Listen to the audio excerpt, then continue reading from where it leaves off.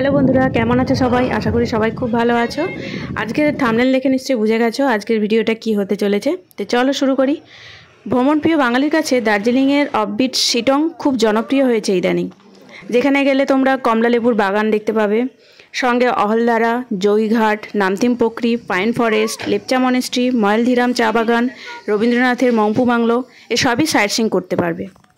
তো চলো শুরু করি।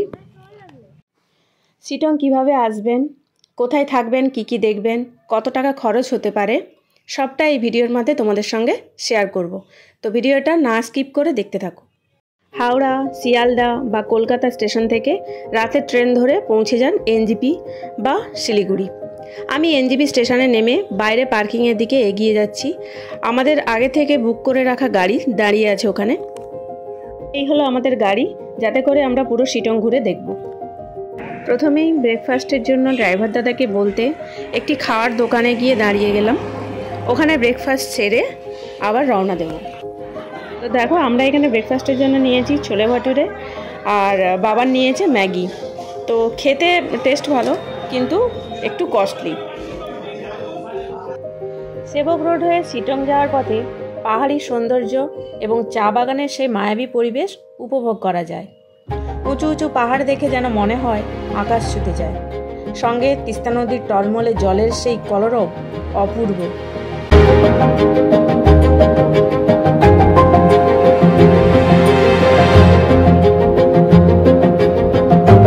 আমাদের প্রথম সাইট সিন হলো অহলদারা ভিউ পয়েন্ট। প্রথমেই চোখে পড়ল রাস্তার দুই ধারে সিংকোনা গাছ, যার ছাল থেকে তৈরি হয় কুইনাইন ওষুধ, যা ম্যালেরিয়া রোগ সারাতে কাজে লাগে।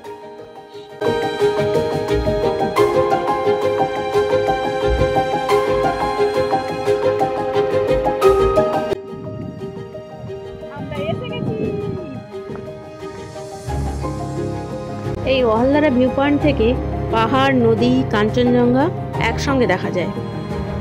এখানে রয়েছে চা বাগান, বেশ দারুণ লাগছে। এই সুন্দর ভিউ সবসময় উপভোগ করতে হলে এখানকার হোমস্টেতে থাকতে হবে।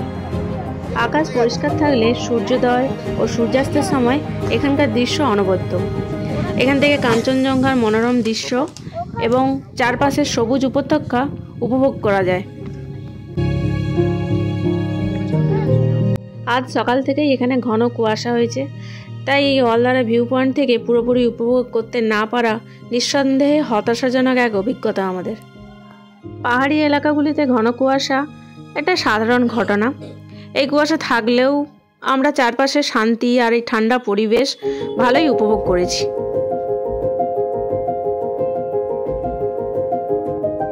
অহলদারা ভিউ পয়েন্ট দেখে আজ আমাদের সেকেন্ড সাইট সিন হলো ছোট্ট এক অরেঞ্জ গার্ডেন, যার এন্ট্রি ফি জনপ্রতি 50 টাকা। আজ 25 নভেম্বর। গাছ ভর্তি কমলা লেবু দেখে সত্যি মনটা ভরে গেল। এই দেখো, কিছু কিছু কমলা পেকে গিয়েছে। মাসখানেক পরে মানে ডিসেম্বরের আধোআধি থেকে প্রায় সব লেবুই পাকা দেখতে পাবে। শিটংয়ে কমলা লেবু দেখতে হলে অক্টোবর থেকে ফেব্রুয়ারির মধ্যে আসতে হবে। প্রাকৃতিক সৌন্দর্য দেখতে হলে জুলাই থেকে সেপ্টেম্বর বেস্ট। সব থেকে ভালো মনোরম পরিবেশ ফেব্রুয়ারি থেকে জুন। তাই বছরের যে কোনো সময় শিটং ভ্রমণ করতে ভালোই লাগবে। দার্জিলিংয়ের কমলালেবু নামে যেগুলি পরিচিত, আসলে তা সবই শিটং থেকেই যায়। পুরো জায়গা জুড়ে কমলালেবু আর কমলালেবু। সব পাকতে শুরু করে দিয়েছে অলরেডি, তাই বাগানগুলিতে সবুজ নেট দিয়ে ও টিন দিয়ে ঘেরতে শুরু করে দিয়েছে।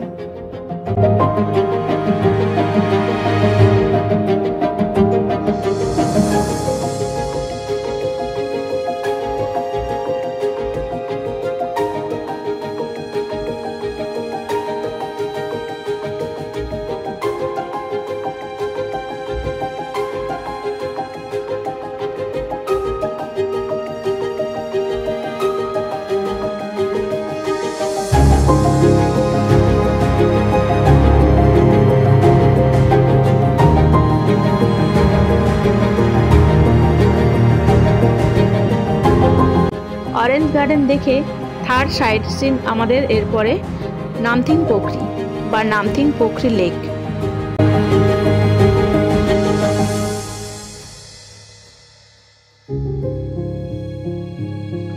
লেকের সামনেই রয়েছে বড় হনুমান মন্দির। ও পেছনে রয়েছে বেশ বড় পাইন ফরেস্ট। লেকটি শীতকালীন পাখি ও বিভিন্ন প্রজাতির জলজ প্রাণীর জন্যই পরিচিত। বিশেষত নামথিং পোখরির সালামান্ডার প্রজাতির জন্য বিখ্যাত। পাইন ফরেস্টের ভেতর দিয়ে কিছুটা ওপরে উঠতে থাকলাম। বেশ সুন্দর লাগছিল। গাছপালা পাইন যে গাছপালা সারিবদ্ধভাবে দাঁড়িয়ে আছে, সত্যি অপূর্ব দৃশ্য।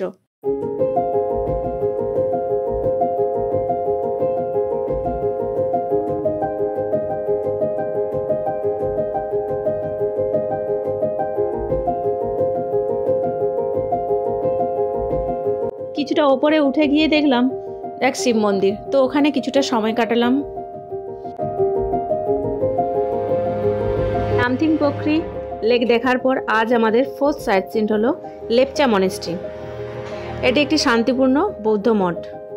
লেপচা সংস্কৃতি এবং ঐতিহ্যের একটি গুরুত্বপূর্ণ অংশ এই মনেস্ট্রি। প্রাকৃতিক সৌন্দর্যের মাঝখানে অবস্থিত শিটং ভ্রমণের সময় এই মনেস্ট্রি দর্শনার্থীদের জন্য এটি অবশ্যই দেখার স্থান। প্রকৃতি এবং আধ্যাত্মিকতার এক অনন্য মেলবন্ধন।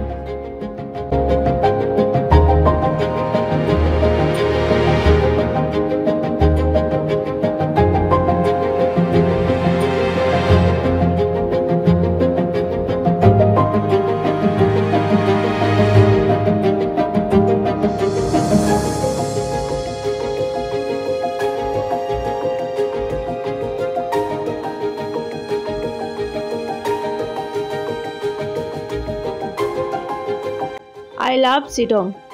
ফটোগ্রাফি এবং ভিডিওর জন্য খুবই উপযুক্ত জায়গা। লেপচা মনেস্ট্রি দেখে 5 নম্বর আমাদের সাইট সিন হচ্ছে ময়লধিরাম চা বাগান। পাহাড়ের ঢালে সাজানো সবুজ চা বাগান ঘন কুয়াশার চাদরে পরিবেশটা একদম চাপা দিতে শুরু করে দিয়েছে। ময়লধিরাম ঘুরে চলে এলাম শিটংয়ের হোমস্টেতে। ব্যালকনি থেকে দৃশ্য সত্যি মুগ্ধ হয়ে গেছি। এখানকার রুম কেমন চলো তা দেখে নিই। আমরা পৌঁছে গেছি শিটং হোমস্টেতে। চলো আমাদের হোম টুর তোমাদের দিই। দেখো এই হচ্ছে একটা ডাবল বেড, ওখানে একটা সিঙ্গেল বেড আছে, ডাবল ব্ল্যাঙ্কেট আছে, 3টে বালিশ আছে, এখানেও ডাবল ব্ল্যাঙ্কেট আছে, তোয়াল আছে, এই যে একটা ডাইনিং টেবিল রেখেছে, 2টো চেয়ার, টুল, 2টো টুল, একটা চেয়ার, এখানে রয়েছে বড় আয়না, তারপরে এই যে বাইরের ব্যালকনি, পর্দা সরিয়ে এরকম ভিউটা দেখো।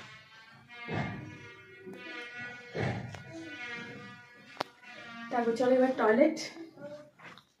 টয়লেটে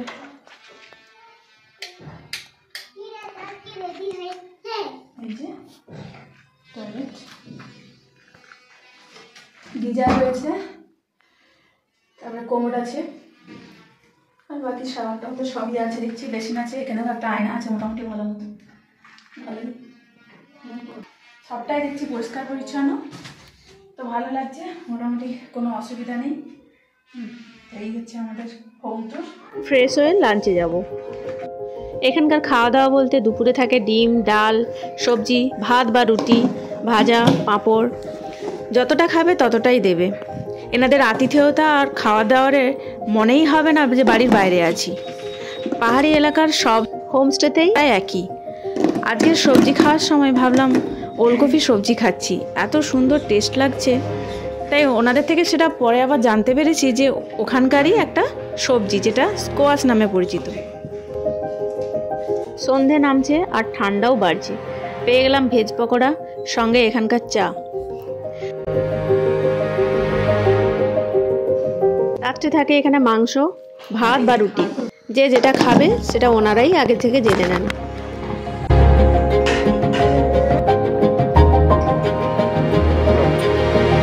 খাবারগুলো ভীষণ টেস্টি ছিল। যিনি রান্না করেছেন সত্যি অপূর্ব রান্না করেছেন।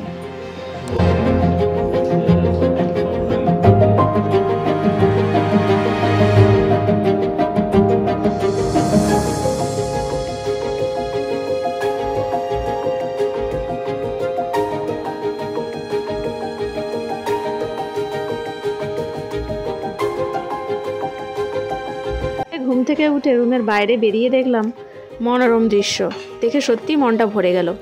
হোমস্টে থেকেই পাহাড় যে অপূর্ব দৃশ্য পুরোটাই মানে খুব সুন্দরভাবে উপভোগ করছি।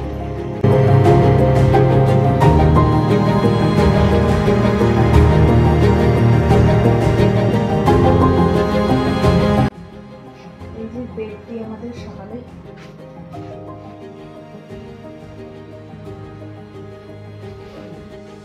চাটা রেডি করি সকালে।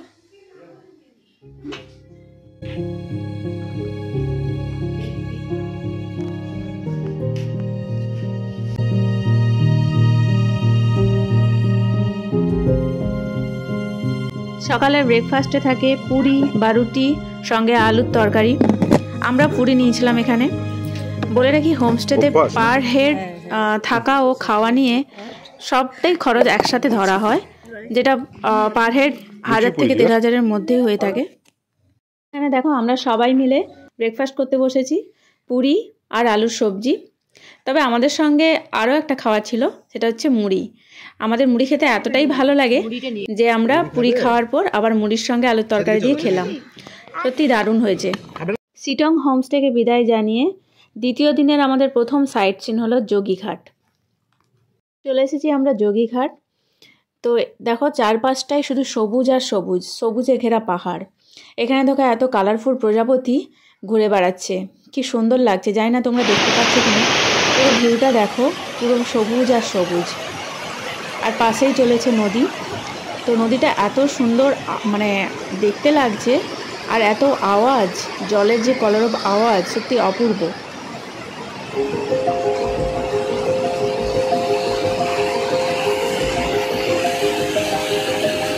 নদীর জল দেখো কত স্বচ্ছ। এই নদীর ওপর দিয়ে যে কাঠের তৈরি ব্রিজটি দেখতে পাচ্ছ, এখানে এই ব্রিজটি অনেক পুরনো, তাই প্রায় বিলুপ্ত হয়ে গেছে। এটি ব্রিটিশ আমলে তৈরি। 2015 সালে বাবা রামদেব উদ্বোধন করেছিলেন এই নতুন ব্রিজটি, যেটি যোগীঘাট নামে পরিচিত। যোগীঘাট দেখার পর শিটংয়ের আজ আমাদের শেষ সাইট সিন হলো রবীন্দ্রনাথ ঠাকুরের মংপু বাংলো। রবীন্দ্রনাথ ঠাকুর তার জীবনের শেষ দিকে কয়েকবার এখানে এসে সময় কাটিয়েছিলেন। এখানে রয়েছে মিউজিয়াম, যার এন্ট্রি ফি পার হেড 25 টাকা। এখানে ঠাকুরের কিছু ব্যবহৃত জিনিসপত্র সংরক্ষিত আছে। আছে স্নানের জায়গা, টেবিল, চেয়ার, আর তার চিত্রকলা ও হাতে লেখা চিঠিগুলি। মিউজিয়ামটি ঠাকুরের স্মৃতির প্রতি শ্রদ্ধা নিবেদন করে তৈরি করা হয়েছে। এটি একটি শিক্ষামূলক ও সংস্কৃতিমূলক স্থান।